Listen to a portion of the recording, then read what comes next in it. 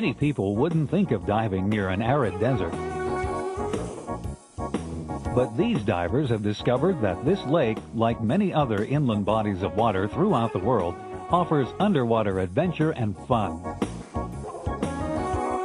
It's a great place to practice and learn underwater navigation.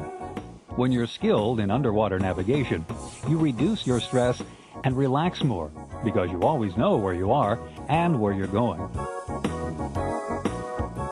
You avoid long, tiring swims on the surface. And you plan your dives more effectively because you can swim directly to your objective. Underwater navigation helps you and your buddy stay together and saves air because you take the shortest route from one point to the next. And your navigation skills are the foundation for learning search and recovery. Learning to navigate underwater is like learning to ride a bicycle. It's a bit of a challenge at first, but with practice and the help of your PADI instructor, you'll learn quickly. Before you know it, navigation will be second nature. It's a satisfying feeling to complete an intricate underwater pattern right on the money. And it's fun. Underwater navigation consists of 6 basic skills.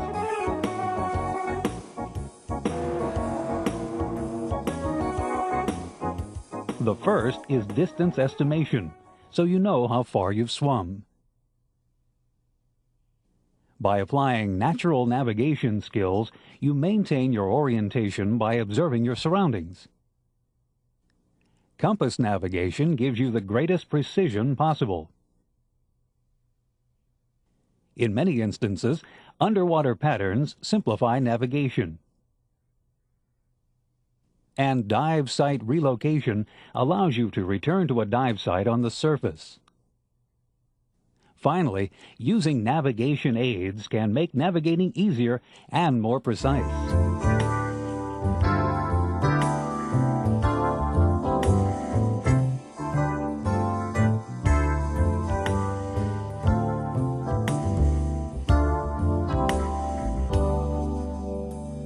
To navigate underwater, you need to know 2 things: the direction you swim and the distance you swim. We'll look at direction in a moment, but now let's look at 5 methods for estimating distances underwater: kick cycles, elapsed time, tank pressure, arm spans, and measured line or tape. Probably the most convenient way to measure distance is to count kick cycles. A kick cycle is 1 kick for both legs. To track kick cycles, choose either leg and count each time that leg returns to the same position in the fin stroke.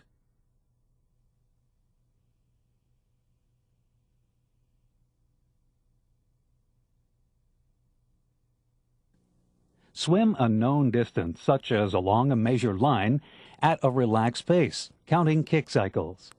Then divide the kick cycles into the distance. The result is how far you travel in 1 kick cycle. If you cover 100 feet 30 meters in 20 kick cycles, you know you travel 5 feet 1.5 meters per kick cycle. When you first measure your kick cycles, you may find that you get a different number when you swim the same distance more than once.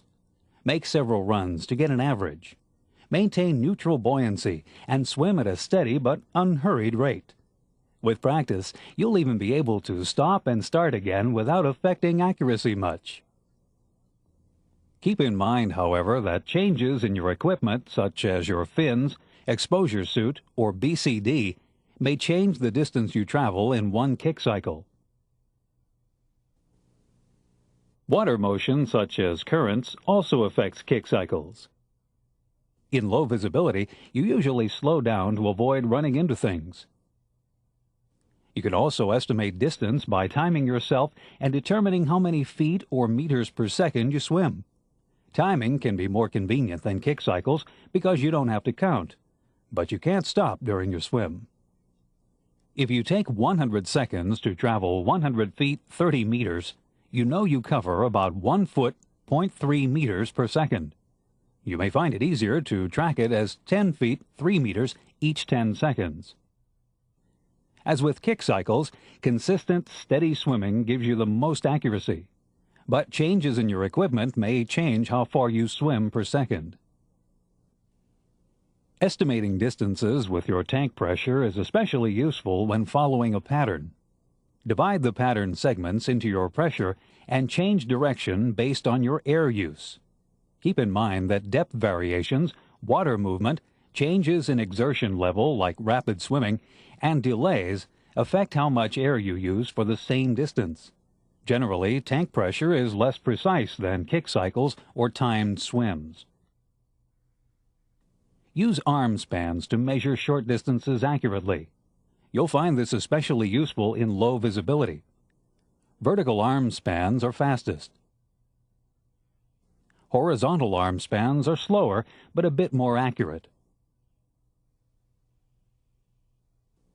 Using a tape measure or marked line is slow and can be difficult with an irregular bottom or obstacles. But for navigation that requires high accuracy, such as precision mapping, you can't beat a pre-measured line or tape.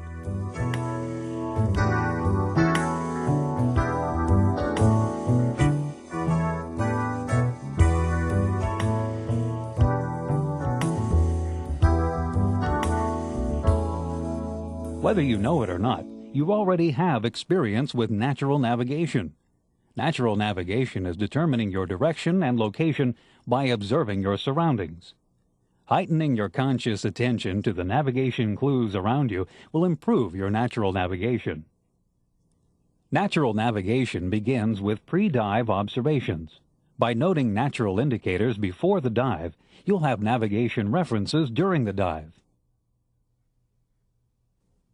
Note the direction of wind, waves, current, or tides if present. Locate offshore rocks, reef lines, or shallow areas. Check the direction of sun and shadows and which way the sun will move relative to your dive site. Ask divers experienced with the area about objects or structures and note their location. This can help you pinpoint your position while diving. When diving from a boat, a depth finder can show you the bottom profile and depth to expect. Your sense of direction plays an important part in natural navigation. It often helps to begin your descent with one buddy facing the direction you plan to go and descend head up. When you reach the bottom, your sense of direction will be oriented to your initial direction.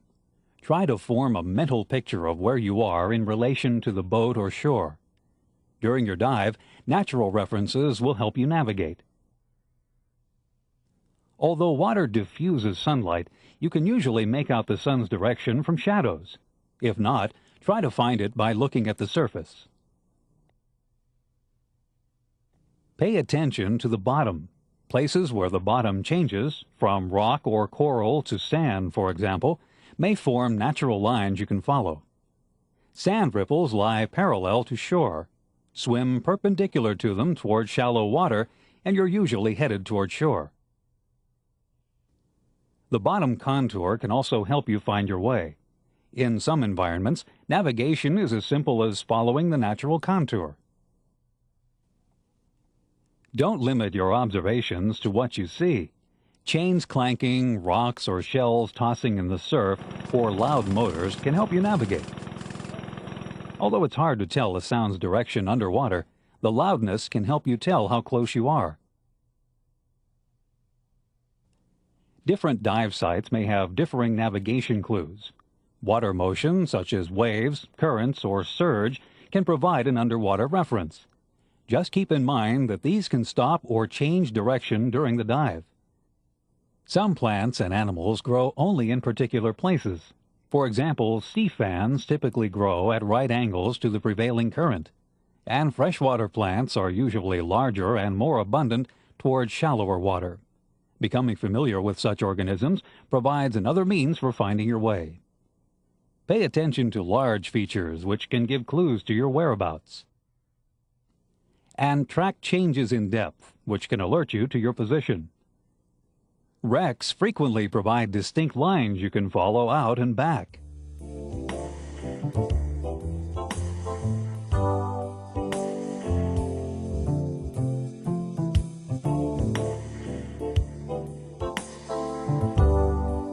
In your open water diver course, you practice compass use at the surface and underwater.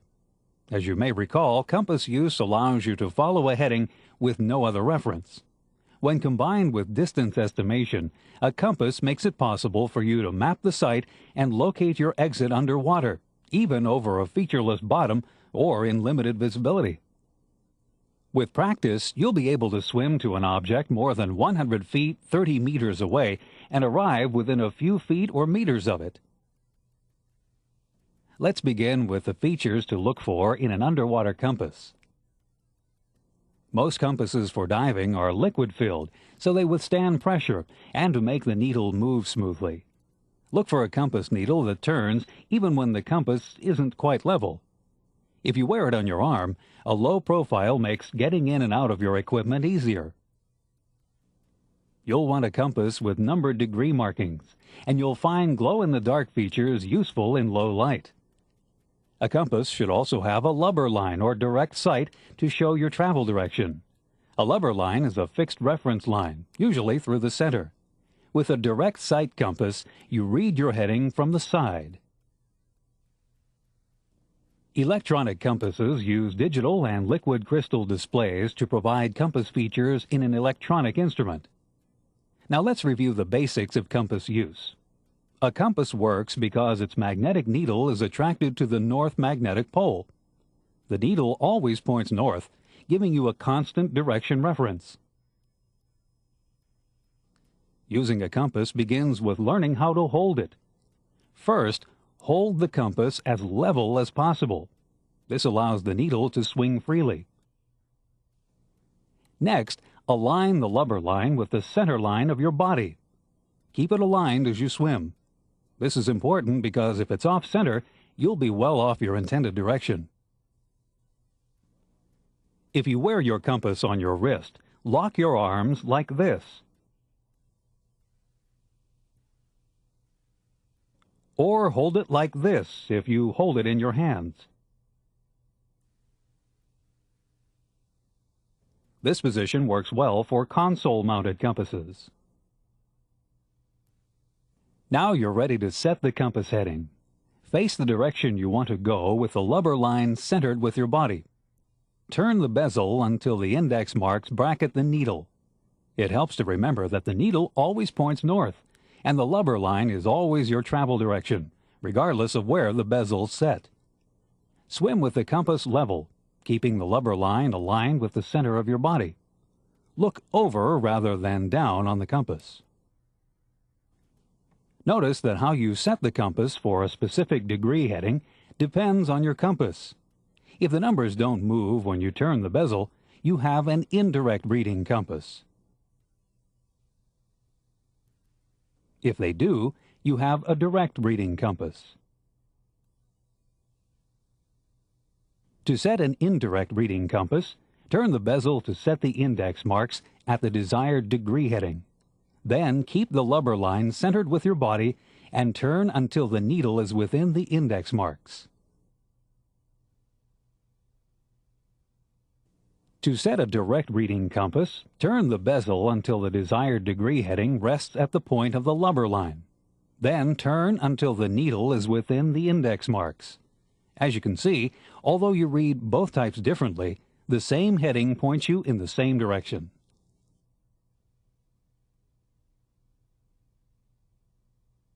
A reciprocal heading reverses your course. Simply turn the bezel to set the index marks on the opposite side of the compass. Turn until the needle is within the index marks and you're facing the direction you came from.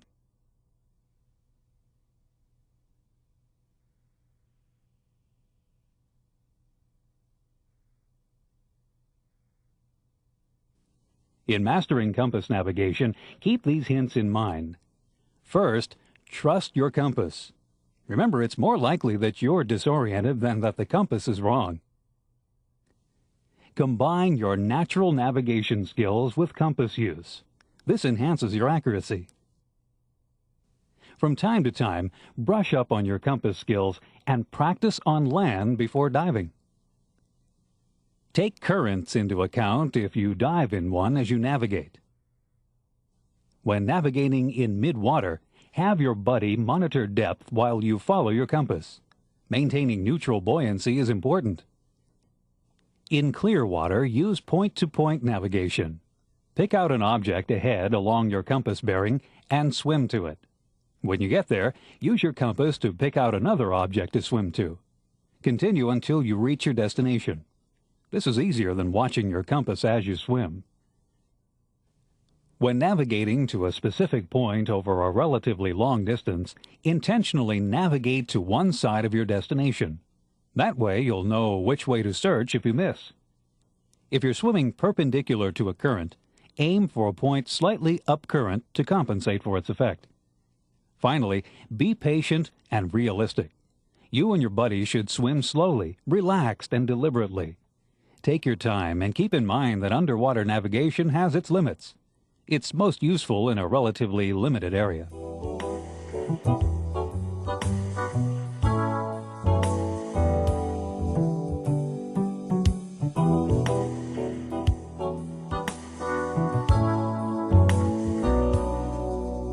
At many dive sites, you'll find it easiest to navigate by using underwater patterns. Patterns apply your navigation skills to a predetermined course. The simplest pattern is to go out and back on a straight line. With a compass, you simply swim out on one heading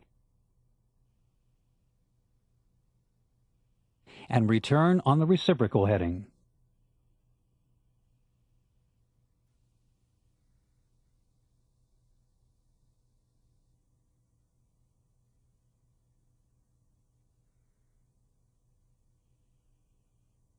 This can be restrictive, but it works well when you can follow a long, narrow formation, such as the side of a reef.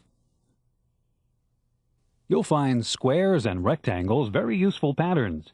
They cover large areas, and they're based on 3 90-degree turns, which you can even make accurately without a compass.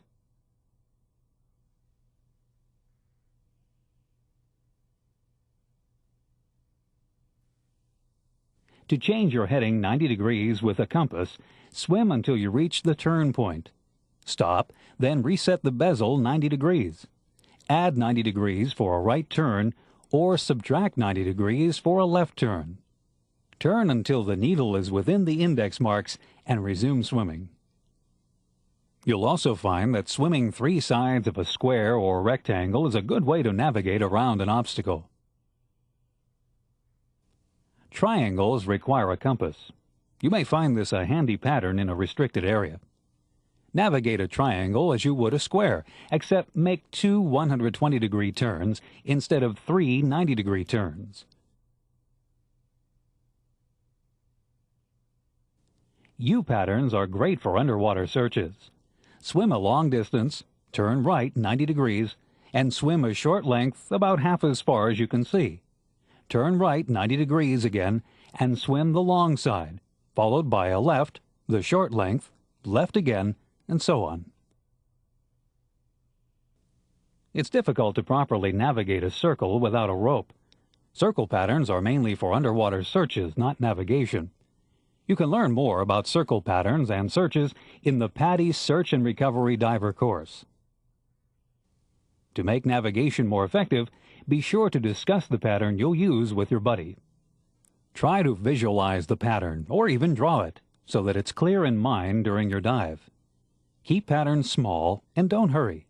It's easier to stay together if one buddy navigates and the other follows. Use the pattern as a general guide. As you deviate slightly from the pattern, keep the general heading and direction in mind.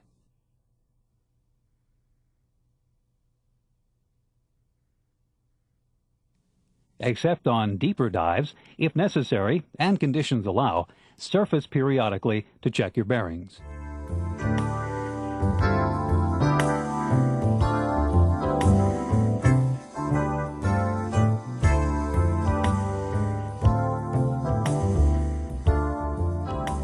One of the most useful skills you can learn is dive site relocation. It allows you to find a specific spot from the surface. This saves air and time because you don't waste time searching underwater. And it can increase safety by avoiding direct descents into unfamiliar areas. Dive site relocation is also a rewarding skill. It's exhilarating to descend right onto a dive site you can't see from the surface. It's a mark of a diver who's mastered navigation. Begin on the bottom when you've found a site you'd like to return to. Note the depth, bottom composition, and topography to record in your log. Ascend, staying directly over the dive site. In currents, an anchored line makes staying over the site much easier. Fix your location as soon as you surface. You do this by establishing two bearings that intersect with your position. You can do this without or with your compass. Without your compass, pick out two or more permanent landmarks that line up exactly. Tall, thin landmarks like trees, poles, water towers, smokestacks, and building edges are ideal. One should be close, and the other as far away as possible. Next, turn 60 to 120 degrees and do the same. Note the landmarks and lines to transfer to your logbook for future reference. A compass lets you take a fix without aligned landmarks. Find a prominent landmark and point the lubber line at it. Set the index marks over the compass needle and note the degree heading. Turn 60 to 120 degrees and do the same with another landmark. Jot down the headings for your dive log. To relocate your dive site from the surface, swim or motor until your landmarks or compass bearings line up exactly as you recorded them.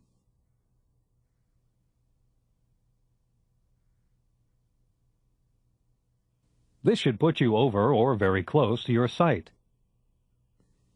Descend directly to the bottom. If you're not on the site, search the immediate area. If you don't find the site, you may want to ascend and realign your fix.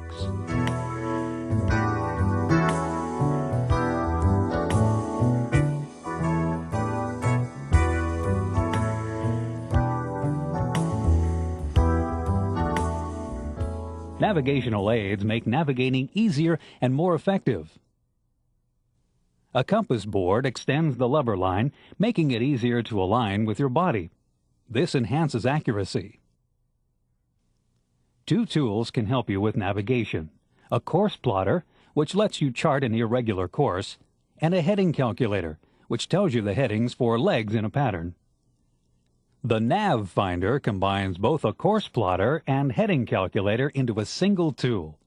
To plot a course with the Nav Finder or other course plotter, all you have to do is keep up with your compass headings and swimming distances.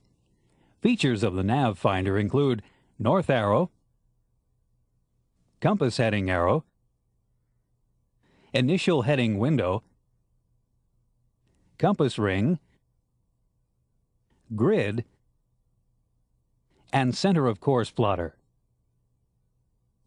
You plot your course beginning at the center. For example, suppose you begin heading 90 degrees. Rotate the compass ring until 90 degrees lines up with the compass heading arrow, also the north arrow. Begin traveling on that heading. After 12 kick cycles, you decide to turn. Assuming you use a scale of 1 grid square per kick cycle, you would draw a line 12 grid squares long straight up from the center.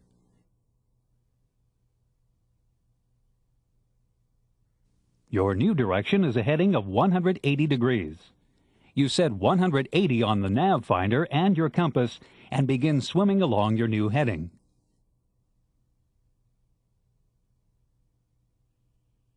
After 8 kick cycles, you stop and draw a line 8 grid squares long, straight up from the end of the last line. Your next heading, you decide, is 265 degrees. You set 265 on the Nav Finder and your compass and swim on that heading.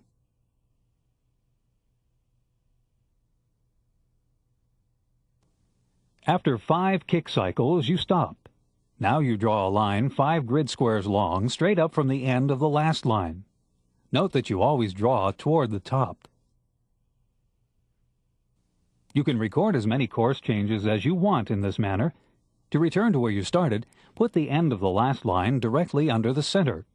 The heading on the nav finder is now your compass heading back, and the grid shows you the approximate distance. In this example, the shortest route to your starting point is 323 degrees for 11 kick cycles. The nav finder also simplifies navigating patterns. Set your present compass heading, and the calculator shows you the appropriate headings for 90-degree turns and reciprocal courses.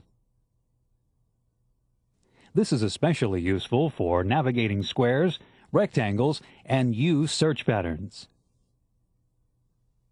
For example, suppose your heading is 20 degrees and you want to swim a counterclockwise square. First, set the heading calculator at 20 degrees. Next, follow the counterclockwise arrows as marked to find your next heading, 290.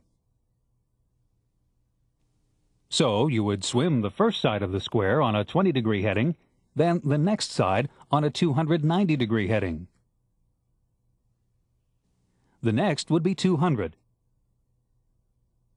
And finally, 110 degrees on the last side. With practice, you'll find the Nav Finder a versatile tool that helps make navigating easier and more accurate. Electronic navigation equipment makes dive site relocation a snap. LORAN and GPS instruments pinpoint your location based on radio signals. This eliminates landmark fixes. LORAN uses land-based signals and GPS uses satellite-based signals. GPS equipment costs more, but it's very accurate. LORAN has less accuracy, but costs less. Underwater navigation helps you save air, time, and energy. Mastering navigation is a bit of a challenge, but it's rewarding and fun. Of course, the guidance of a PADI instructor in a PADI Advanced Open Water Program or Underwater Navigator Specialty Program makes mastering navigation skills faster and more effective. These courses take you through the basic navigation skills, including distance estimation with kick cycles, elapsed time, tank pressure, arm spans, and a measured tape or line. By applying natural navigation, you maintain your orientation by following a course based on pre-dive observations, light direction, bottom composition and contour, and other environmental clues. By mastering compass navigation, you learn to hold the compass, set headings, reciprocal headings, and swim a compass course. Underwater patterns apply your navigation skills to a predetermined course, such as out and back lines, rectangles, and triangles. Dive site relocation saves you time and conserves air. You want to be able to fix and return to a site based on inline landmarks or compass bearings. Finally, navigational aids make navigation more accurate, more flexible, and more convenient. Underwater navigation means you know where you've been, where you are, and where you're going. And that is one of the greatest satisfactions in diving.